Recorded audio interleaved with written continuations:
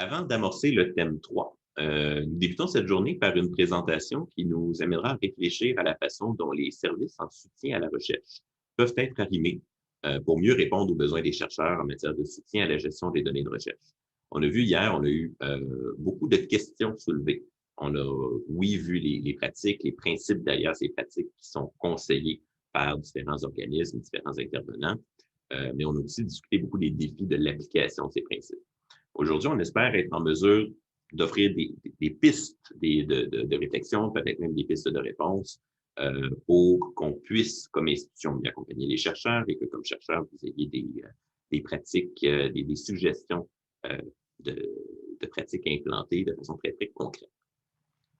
Donc, ce matin, nous avons Jonathan Doré qui vient nous entretenir de sa présentation « La gestion des données de recherche, briser les silos et bâtir des ponts ». Monsieur Doré est agent de recherche, responsable de la gestion des données de recherche pour l'École nationale d'administration publique, l'INA, l'Institut national de la recherche scientifique, l'INRS, et l'Université TELUC. Il détient une maîtrise et un doctorat en sciences de l'information de l'Université McGill, en plus d'être traducteur agréé. Il participe au comité d'experts du réseau Portage sur la préservation et sur les plans de gestion de données, dont on a beaucoup parlé hier. Il est également membre du sous-comité pour la préservation du groupe de travail sur la gestion des données de recherche du BCI. Jonathan, je te cède maintenant la parole. Merci beaucoup, Mathieu. Merci à Mathieu et à tout le comité organisateur de m'avoir invité. Donc oui, je vais parler aujourd'hui de briser les silos et bâtir les ponts. Je suis allé même très fort. J'ai une photo de kayak de cet été parce que j'ai très hâte de reprendre le kayak. Donc, le vieux silo le long du canal de la Chine et tout au loin, on voit le nouveau pont qui enjambe le canal de la Chine dans l'espèce de complexe d'échangeurs turcos infernal à Montréal qui n'en finit plus de finir et qu'on va avoir le jour. On pourrait poser la question, qu'est-ce qui va arriver avant la fin du projet d'échangeurs turcos, le dépôt de la politique des organismes fédéraux? On le saura. Pendant la présentation, si vous avez des questions, vous pouvez toujours les mettre dans le chat. On a une période de questions à la toute fin. Par contre, pendant la présentation, je ne suis pas trop ce qui se passe dans le chat. Le côté interface, ça devient un petit peu difficile. Donc, je pourrais regarder les questions en cours de route. Si jamais Mathieu ou quelqu'un d'autre du comité, vous voyez quelque chose qui demande une réponse, tout de suite, là, interrompez-moi, coupez mon micro au besoin. Comme ça, vous allez avoir mon attention. Donc, plan de la présentation aujourd'hui que je vais faire assez rapidement. Un peu le contexte du poste que j'occupe, vous allez comprendre pourquoi ce poste-là est un petit peu particulier. Je vais aborder la question des différents intervenants qu'on a et qui touchent de près ou de loin à la gestion des données de recherche. Parler de la méthode qu'on a décidé d'adopter au niveau de la fédération du matériel, de tout ce qui touche la GDR, on va fédérer le plus possible le matériel, ce qui va m'amener à parler de la subvention connexion institutionnelle qu'on a obtenue et à la toute fin, on aura la période de questions. Donc, pour bien comprendre le contexte du poste, avant que j'arrive, moi, en poste en septembre 2019, les trois universités, donc l'INRS, l'INAP et la TELUC, avaient déjà sondé le corps professoral dans les trois universités pour avoir une idée de ce qui se passait en termes de pratique à l'intérieur de ces établissements-là. Ils se sont rendus compte, les trois, en discutant, donc un partenariat entre les services à la recherche et la bibliothèque, que ce serait pertinent, compte tenu que les trois universités sont parmi les trois plus petites universités au Québec et au sein du réseau de l'Université du Québec, d'engager une ressource commune, donc qui a été moi par le fait même, mais d'engager quelqu'un que les trois universités pouvaient se séparer. Les trois universités ont des points communs. Évidemment, ce sont trois universités indépendantes et qui ont chacune leur particularité, mais il y a quand même des points communs. À l'INRS et à l'ENAP, ce sont deux universités de deuxième et troisième cycle uniquement. Dans le cas de l'INRS et de TELUC, il y a 4 centres pour l'INRS, 4 départements pour la TELUC, alors qu'à l'ENAP, il n'y a que l'ensemble des profs. Les points communs aussi, si vous connaissez un peu la topographie à Québec, là, de où se situe ce carré-là, donc on a l'INRS, l'ENAP et TELUC, avec le siège social de l'Université du Québec qui est autour de la place Tallier. Donc, on a 4 édifices là, qui se font face mutuellement. Donc, les points de rapprochement sont physiquement quand même assez bien intéressant. Et puis, à Montréal, les 3 universités sont le long de la ligne orange, là, à 3 ou 4 stations de métro d'intervalle. Donc, ça se fait même à pied. Donc, à l'INRS, on a 4 centres qui sont situés dans 4 villes au Québec. On a le Centre Eau-Terre-Environnement à Québec, le Centre Urbanisation Culture Société, qui est principalement à Montréal, avec quelques professeurs et étudiants ou étudiantes à Québec. Le centre et où je me trouve, donc je travaille au Centre UCS à Montréal. Il y a le Centre Armand Frappé Santé Biotechnologie à Laval et le Centre Énergie Matériaux Télécommunications, qui est principalement à Varennes avec un centre au centre-ville de Montréal.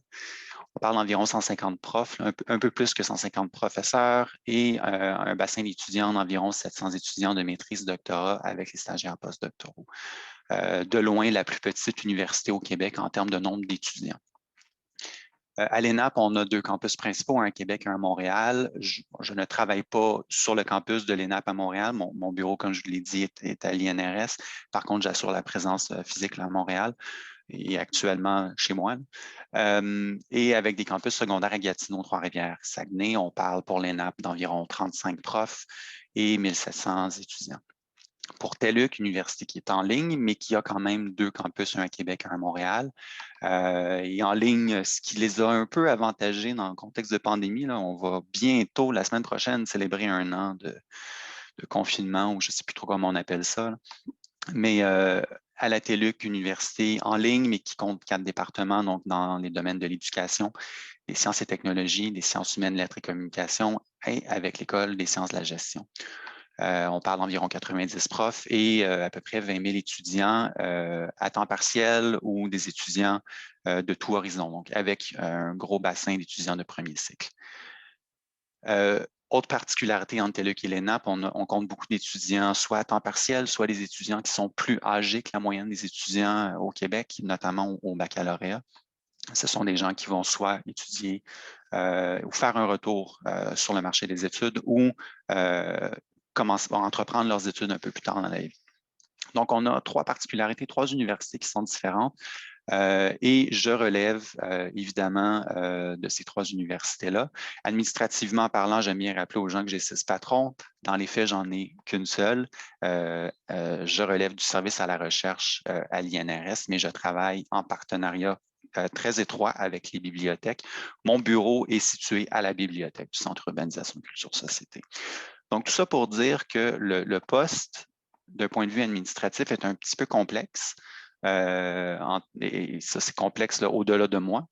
Et il y a une composante aussi du siège social de l'Université du Québec là, qui contribue à l'embauche de ce projet collaboratif entre les 3 universités. Donc, je pense que la GDR, quand on y pense, c'est une occasion de bâtir des ponts, c'est une occasion de briser les silos. On a tous et toutes des silos dans nos universités. Une des premières façons ici dont on a bâti des ponts, c'est de se mettre en commun 3 universités, ce qui, à mon avis, je pense, est inédit non seulement dans le réseau de l'Université du Québec, mais je pense dans les universités au Québec, d'avoir quelqu'un qui est partagé entre différentes universités de cette façon. Je peux me tromper. Mais de ce fait, ça m'amène à voir un peu ce qui se fait au niveau du service à la recherche et au niveau des bibliothèques et de prendre évidemment les avantages des deux. Les 3 universités, comme elles sont petites, elles ont aussi un organigramme ou une hiérarchie qui est assez simplifiée, assez aplatie. Ça a beaucoup d'avantages. Quand on a des questions, quand j'ai des questions et que je veux savoir ce qui se fait au comité d'éthique, j'envoie un courriel à ma collègue Estelle, qui est au service à la recherche. Si on a des questions au niveau de la formation, ben, le collègue de ma patronne s'occupe du service aux études et à la vie étudiante. Donc, c'est vraiment juste une personne au-dessus de moi. Donc, c'est une personne à qui on écrit. On n'a pas des équipes qui comprennent des fois 10, 20, 30 personnes. Ça veut aussi dire que ces gens-là, par contre, sont très occupés parce qu'ils sont les seuls à l'université à faire la job ou dans d'autres universités, on aurait des équipes complètes. Ils sont quand même assez bien entourés. Ils font un très bon travail.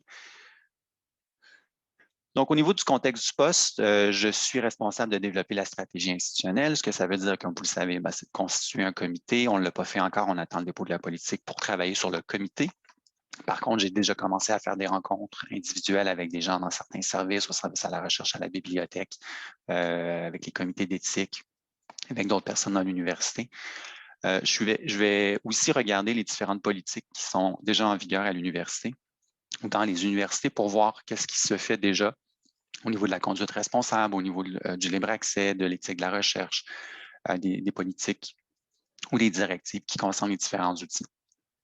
Et tout ça pour avoir une approche un peu plus complète puis holistique là, au niveau de la stratégie institutionnelle, puis bien comprendre l'environnement réglementaire, là, si on veut, l'environnement de politique de l'université, puis aussi éventuellement adapter la stratégie aux réalités concrètes dans chacune des universités. Une autre tâche consiste à soutenir les différents outils. Donc, Dataverse, je suis le répondant Dataverse à l'INRS et à la TELUC. Mon collègue Félix Ladurantais, qui est bibliothécaire à l'ENAP, est responsable et répondant Dataverse à l'ENAP. On est aussi responsable, ou je suis aussi responsable du paramétrage et du soutien local pour les autres outils, notamment l'assistant PGD, dont la dernière mise à jour est sortie cette semaine, et les autres outils qui peuvent exister là, au niveau de la gestion des données de recherche. Développer et offrir de la formation, chose que j'ai déjà commencé à faire. J'en parlerai pas beaucoup aujourd'hui parce que j'ai donné un webinaire dans le cadre de la série Portage. Donc, si vous allez sur Portage, là, sur le canal Portage sur YouTube, vous allez pouvoir trouver plus d'informations sur ça. Mais différents types de formations qui vont de webinaires à présentation dans des cours, à présentation dans les assemblées de professeurs. Et donc, il y a différents types, il y a des approches différentes pour tout ce type de formation-là. Mais c'est quand même important de couvrir tous ces aspects-là. Et finalement, développer un service conseil pour les équipes de recherche qui va éventuellement soutenir, notamment pour la création des plans de gestion de données, les PGD, mais sinon dans le développement d'un programme de gestion de recherche ou d'un cadre de gestion de recherche pour des équipes de recherche, je peux aussi agir à ce niveau-là. Il y a beaucoup d'intervenants dans les universités, ça vous le savez, je ne vous apprends rien. Ça, c'est sans même compter tous les intervenants externes. On a des présentations tout à l'heure, notamment de Calcul Québec. On va avoir une présentation qui va toucher l'assistant PGD avec les différents modèles. Donc, il y a d'autres partenaires dans d'autres universités et aussi sans compter tous les collaborateurs et collaboratrices que les équipes de recherche locales ont. De façon très anecdotique, on sait que c'est des fois plus facile pour un chercheur d'avoir des collaborations avec des gens en Europe, dans d'autres universités ou dans un autre pays, que ce l'est d'avoir une collaboration avec un collègue qui est dans le bureau d'à côté, pour différentes raisons. La réalité fait qu'on parle aussi, on travaille beaucoup avec des projets de recherche qui sont intercentres ou interuniversitaires. Mais au sein même de nos universités, on a beaucoup d'intervenants qui touchent de près ou de loin à la GDR. Ça va évidemment apporter des noms différents dans chacune de vos universités. Mais au centre de tout ça, on a les équipes de recherche. Sans ces équipes-là, sans les chercheurs, sans les professeurs, on n'a pas de recherche et donc on n'a pas de gestion de données de recherche à faire. Donc, ces équipes-là qui comprennent évidemment un professeur, une professeure, tous les assistants de recherche, des fois une équipe un peu plus complète, qui peut être éclaté dans différents centres, voire dans différentes universités. Évidemment, le service des TI qui va, selon les universités, apporter un soutien plus ou moins direct aux infrastructures de recherche. Service des bibliothèques, j'aime bien rappeler qu'une bibliothèque, ce n'est pas que des livres sur des tablettes, c'est des professionnels qui ont une expertise. Et selon les universités, selon les gens, selon les intérêts, on peut des fois aller jusqu'à un soutien aux communications savantes, vous aider, vous conseiller au niveau des frais pour la publication libre accès. Dans certaines universités, on va faire un soutien aux revues systématiques de la littérature. Il y a beaucoup de formations qui se donnent en termes de gestion bibliographique. Donc, il y a tout un ensemble de services que votre bibliothèque peut offrir. Et ça comprend aussi certains aspects de la gestion des données de recherche. Les services à la recherche sont évidemment très présents. Ce sont ces personnes-là qui vont accompagner les chercheurs au niveau de la rédaction des demandes de subvention et de l'octroi et de la gestion des demandes de subvention quand les subventions sont accordées. Je travaille au service à la recherche et dans certaines universités, c'est le lieu où va se trouver le comité d'éthique de la recherche, ce qui est la réalité dans nos 3 universités, à l'INRS, à l'ENAP et à la TELUC, et ça peut être différent pour vous. Les services d'archives sont très peu présents pour le moment au niveau de la gestion des données de recherche, mais ont quand même beaucoup d'expertise au niveau de la conservation des documents, de l'organisation, de la sélection, de l'évaluation de certains documents, qu'est-ce qu'on doit conserver, qu'est-ce qu'on ne doit pas conserver. Et ont évidemment toute une expertise au niveau de la préservation numérique.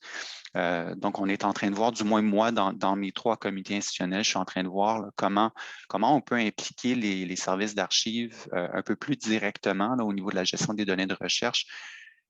Et cette prise de conscience-là va évidemment faire prendre conscience des problèmes de ressources qu'on voit au service des archives, mais dans tous les autres endroits, là, au niveau des bibliothèques, des TI, et ainsi de suite.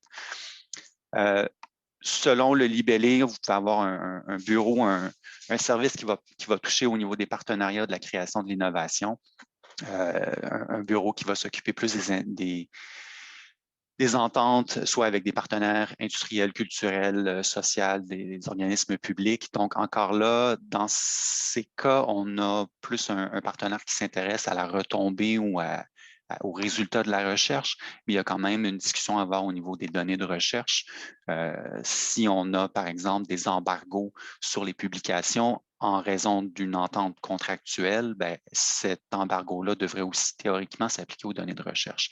Actuellement, c'est peu pris en charge, mais encore là, les travaux que l'on fait que l'on fera au niveau du comité institutionnel vont pouvoir encadrer ça un peu mieux. Évidemment, les affaires juridiques pour toutes les questions de propriété intellectuelle et de droit d'auteur. Et les ressources humaines, encore là, ça peut être un peu différent dans vos universités, mais quand on a des embauches à faire dans les équipes de recherche, on passe par les services de ressources humaines. Ça peut aussi être le service qui s'occupe des questions d'EDI, donc équité, diversité et inclusion. Si je reviens au contexte du poste, évidemment, on a tous ces intervenants-là qui s'inscrivent de près ou de loin. Je vous rappellerai aussi que toutes ces étapes-là, je dois les faire 3 fois parce que j'ai 3 universités. Et ceci nous a amené à nous poser des questions, moi et les responsables des bibliothèques et des services à la recherche. Qu'est-ce qu'on peut mettre le plus en commun? Parce que oui, on va faire 3 stratégies, mais on ne repartira pas à zéro dans chacune des universités. On va mettre le plus de choses en commun. Pour la formation, pour les outils d'aide à la gestion des données de recherche, quand on peut mettre des trucs en commun, on va le faire une fois. Cette expérience-là de fédération des ressources, on le voit beaucoup et je pense que ça vient et c'est très présent dans le domaine des bibliothèques. C'est quelque chose que les bibliothèques font et font très bien depuis très longtemps.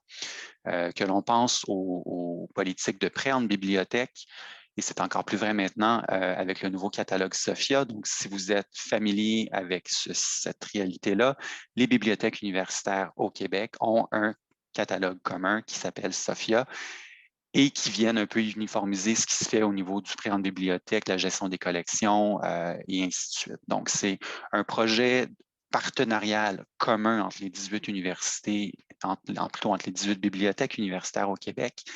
Et c'est une mise en commun qui est quand même très intéressante, qui a permis d'ajouter d'autres outils, notamment LibGuides, qui permet de créer des guides pour accompagner les équipes de chercheurs, les étudiants au niveau de l'enseignement, et une solution qui s'appelle Dataverse, que vous connaissez tous et toutes. Donc, Dataverse est offert au Québec grâce à un partenariat entre les bibliothèques universitaires. Quand je parlais de LibGuides, c'est un outil qui est très intéressant qui nous permet de créer différents guides, pas évidemment juste au niveau de la gestion des données de recherche, mais dans d'autres endroits. Un guide de gestion de données de recherche comme on a à l'INRS, ça ressemble à ça peut ressembler à différentes façons. L'outil le plus intéressant à même la plateforme LibGuide, c'est de rendre un guide public, c'est-à-dire qu'il peut être réutilisé par le reste de la communauté. Ce qui fait que quand on a créé le LibGuides à l'INRS, et je l'ai créé à partir de celui de TELUC, quand j'ai créé celui de l'INRS, c'est que venait le temps de créer un guide local temporaire là, pour éviter de refaire ce que je suis en train de dire, de ne pas refaire la roue, mais que j'ai fait pour le moment. J'ai créé celui de l'ENAP et tout ce que j'ai eu à faire, c'est de dire dans le compte à l'ENAP, va chercher celui de l'INRS, copie tout, puis on va faire un paramétrage ou une modification. Donc, outre le changement de couleur pour représenter les couleurs institutionnelles, puis dans l'onglet formation là, qui contient des liens vers les formations que j'ai données précisément à l'ENAP ou à l'INRS ou à la TELUC, le contenu reste le même. Les liens que l'on voit sur le côté vont changer parce qu'encore là, les liens vers les comités d'éthique à la recherche, les différentes politiques institutionnelles, les représentants vont être différents, mais tout ce qui est en commun reste le même et on va faire du paramétrage local. Pour vous donner une idée de la puissance de l'outil, on est parti de celui de TELUC qui ressemble à ça. Donc, un habillage complètement différent. L'outil peut nous donner une façon de gérer assez rapidement notre contenu local, mais le contenu reste tout à fait le même. C'est exactement, ou à quelques exceptions près, c'est exactement le même contenu. Autre façon dont on a décidé de mettre en commun le plus possible, c'est de créer des différentes fiches conseils. Donc, on est parti de l'aspect du plan de gestion de données. Chacune des questions comporte des aspects qui ont besoin d'un peu plus d'exemples ou d'explications. Donc, par exemple, on a fait une fiche sur les formats de données, comment penser la préservation à long terme, comment penser les formats d'accès, d'autres fiches que l'on a créées plus récemment. Dans le cadre du Carrefour GDR, là, je vais y arriver dans une minute. Comment créer un fichier lisez-moi? Évidemment, on ne réinvente pas la roue, donc il réutilise ici, on pointe vers une ressource qui est à l'UQAC. Des outils pour la documentation, une fiche qui n'est pas terminée encore, là, mais on présente les différents aspects des outils en ligne, OSF, GitHub, Protocols.io et ainsi de suite. On explique les schémas de métadonnées. Une discussion qui, dans les équipes de recherche, peut être un peu complexe à saisir, mais on explique qu'il y a différents types de schémas de métadonnées. Ça permet de faire différentes choses. Donc, on explique ici les différences et on donne par grand domaine les principaux schémas de métadonnées qui existent. Évidemment, c'est de l'information qui est de base, mais après, en service conseil, on pourra conseiller un peu plus. Tout ça nous a amené à regarder un peu ce qui se fait au sein de l'Université du Québec. Il y a le Carrefour Gestion bibliographique, première étape où les 10 universités de l'UQ se sont dit, ben, on gère les mêmes logiciels de gestion bibliographique. C'est le même type de formation, on va mettre ça en commun. Donc, carrefour.uquebec.ca vous permet d'avoir ce type d'information-là. Une autre solution qui existe en France, Doranum, qui vient regrouper beaucoup d'informations sur la gestion des données de recherche, donc doranum.fr. Ces deux outils-là nous ont amené à penser, à réfléchir à ce qu'on pourrait appeler un carrefour gestion de données de la recherche, ou carrefour GDR. Dans un premier temps, ce serait une ressource commune qu'on pourrait avoir et partager à l'INRS, à l'ENEP et à la TELUC. Pour le moment, et ça pourrait être appelé à ouvrir. Ce sera hébergé par l'Université du Québec et ça va permettre de centraliser à un endroit là, plutôt que d'avoir une personne qui maintient 3 guides sur la GDR. Il y aura quand même des guides locaux là, pour les précisions locales, mais pour tout ce qui est de formation que je n'ai pas à aller placer, par exemple, une fiche à 3 endroits différents. Ce lieu-là comprendra des fiches conseils sur différents aspects de la gestion des données de recherche. Là, je fais une espèce d'acronyme bâtard entre GDR et PGD, là, mais je voulais dire gestion des données de la recherche.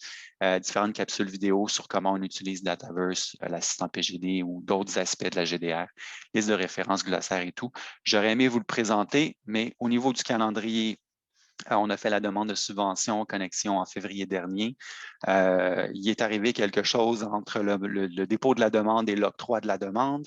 On a eu des problèmes administratifs où la personne qui chapeautait la demande a quitté l'INRS, donc j'ai repris le contrôle de la subvention. On a eu l'été avec les différents confinements. Et on a maintenant une embauche. Donc, Nicolas Douceminou, qui est étudiant à l'EBSI, travaille sur le projet depuis la fin novembre. Et là, on est en période de création.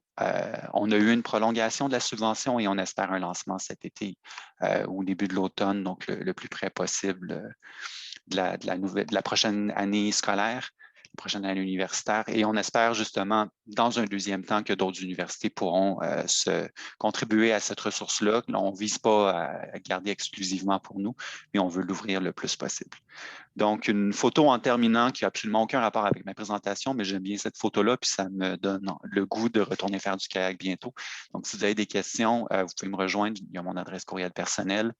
Si vous êtes dans une des 3 universités, vous pouvez m'écrire à GDR, à soit inrs.ca, inap.ca ou teluc.ca. Ça va arriver à moi aussi. Alors, merci beaucoup.